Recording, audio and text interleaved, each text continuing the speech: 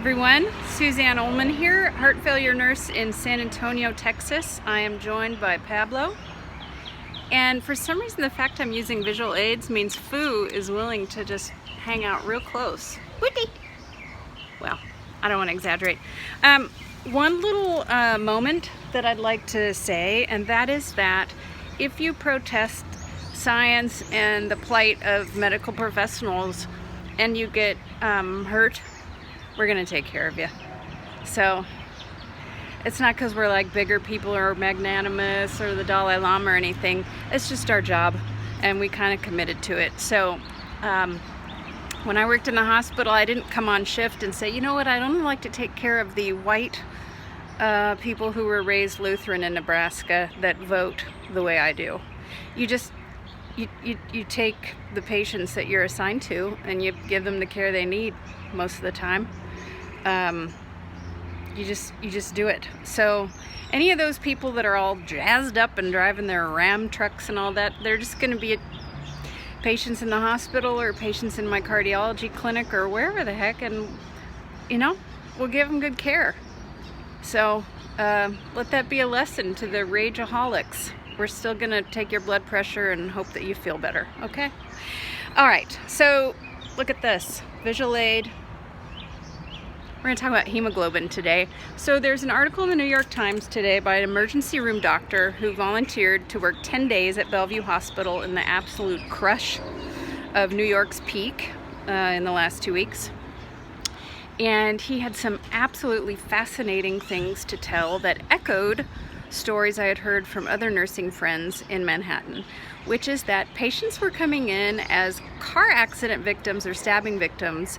They would send them for an x-ray and discover that though they had zero symptoms, their lungs were filled with COVID pneumonia, and their oxygen saturation, which we call O2 sat, which we measure on a little pulse oximeter, which I'm sure all of you have had some kind of experience with, even in the doctor's office, but it's a little red light that we hook up to your finger and it gives us a percentage. Their oxygen saturations were not compatible with life, as we say. We're talking 50s, okay? Normal is about 93, 94% to 100%.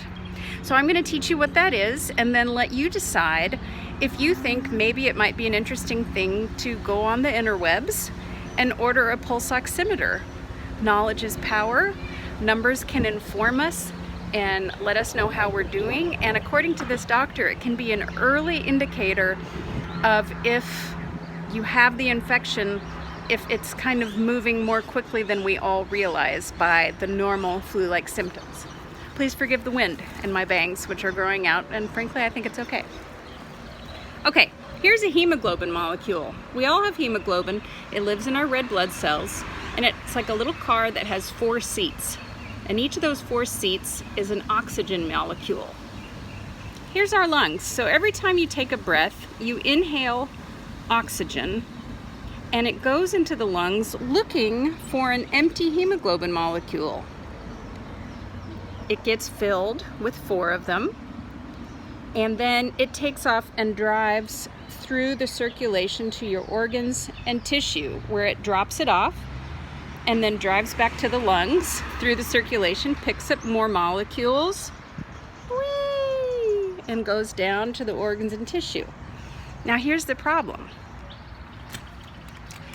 A person with perfectly normal hemoglobin levels, so that's someone who isn't anemic, if their lungs can't expand and the alveoli can't get proper oxygen exchange, then the hemoglobin molecules can't pick up oxygen, which means the body starts to get deprived of it, which means that pneumonia is happening.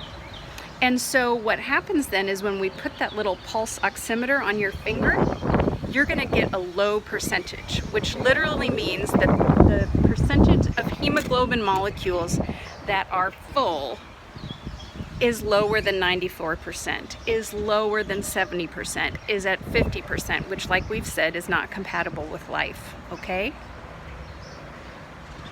This is not something to make you afraid and start feeling like you're walking around with a death sentence, okay?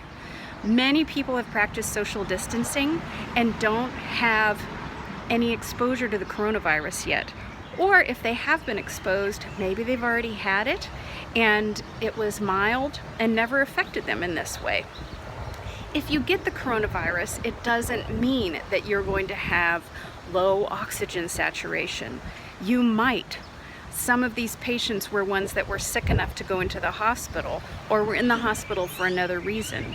I'm just saying, it's interesting to consider, based on this New York Times article, that by measuring our oxygen saturations in our homes, in our daily lives, we could have another predictor of whether or not we're getting infected with the coronavirus. Something to think about. More to come tomorrow. This is kind of a part 1 of 2, okay? Here's Pablo. Oh, Foo has turned his back on us. What's new? Okay, food for thought. Please don't freak out. Just think about this, and I will put a link to the Times article. Okay, bye for now.